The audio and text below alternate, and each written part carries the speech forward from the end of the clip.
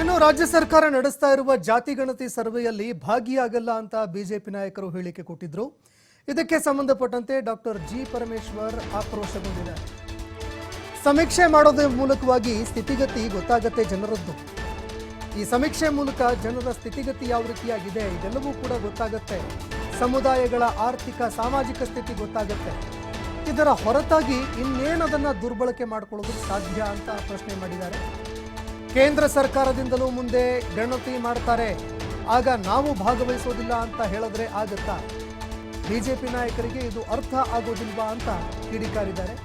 ನಿಗದಿತ ಸಮಯದ ಒಳಗಾಗಿ ಸಮೀಕ್ಷೆ ಮುಗಿಸ್ತೀವಿ ಅಂತ ಮಾತನಾಡಿದ್ದಾರೆ.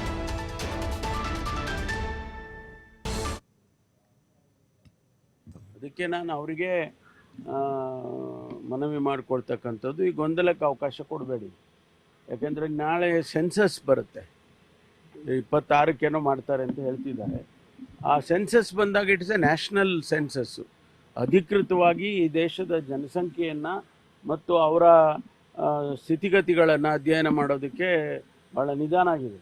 ಆದರೂ ಕೂಡ ಈಗ ಸೆನ್ಸಸ್ ಬಂದಾಗ ಬೇರೆ ಬೇರೆ ರೀತಿಯಲ್ಲಿ ಇನ್ಯಾರೋ ಹೇಳಿಕೆ ಕೊಟ್ಟು ನೀವು ಸೆನ್ಸಸ್ಗೆ ಭಾಗವಹಿಸಬೇಡಿ ಅಂತ ಹೇಳೋಕ್ಕಾಗುತ್ತಾ? ಅದು ಆ ಥರ ಆಗಬಾರ್ದು. ಅಲ್ಲಲ್ಲ, ಇದರಲ್ಲಿ ಮಿಸ್ಯೂಸ್ ಅಂತ ಏನಿದೆ ಹೇಳಿ? What is misuse in this particular enumeration?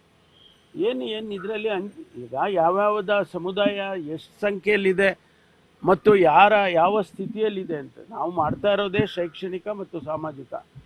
ಅವರ ಸ್ಥಿತಿಗತಿಗಳನ್ನು ತಿಳ್ಕೊಬಾರ್ದು ಅಂದರೆ ಏನರ್ಥ ಹೇಳಿ? ನಾವು ಮಾಡ್ತಾ ಇರುವಂಥ ಈ ಎಕ್ಸರ್ಸೈಸ್ ಏನಂದರೆ ಭಾಳ ಕ್ಲಿಯರಾಗಿ ಸ್ಪಷ್ಟವಾಗಿ ಹೇಳಿದ್ದೀವಿ. ಶೈಕ್ಷಣಿಕ ಮತ್ತು ಸಾಮಾಜಿಕ ಅವರ ಸ್ಥಿತಿಗತಿಗಳನ್ನು ತಿಳ್ಕೊಂಡಿರ್ತಾನೆ ನಾವು ಅವ್ರಿಗೇನಾದರೂ ಮಾಡೋಕ್ಕೆ ಸಾಧ್ಯ. ಪ್ರೋಗ್ರಾಮ್ಸ್ ಕೊಡೋದಕ್ಕಾಗಲಿ, ಅವರಿಗೆ ಒಂದಿಷ್ಟು ಅವ್ರನ್ನ ಸಮಾಜದ ಮುಖ್ಯವಾಹಿನಿಗೆ ತರೋಕ್ಕಾಗಲಿ ಮಾಡೋಕ್ಕಾಗುತ್ತೆ.